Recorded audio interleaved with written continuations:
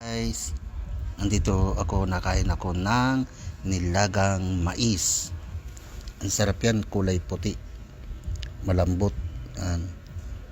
Ngab-ngab man din, tigi kain lang ng kain hanggat may makakain.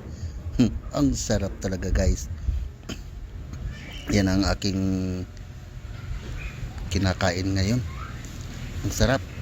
Bigay po ng isang kaibigan, kapitbahay, mais na puti. Hindi ko alam ang tawag dyan, basta mais. At sa lahat ng nakakapansin ng aking bidyong ito, papasko naman po ng like, share, at kung kayo ay bago, ay ipalo na rin ninyo. Isang masaya na sa aking buhay. God bless you. Merry Christmas all sa inyong lahat.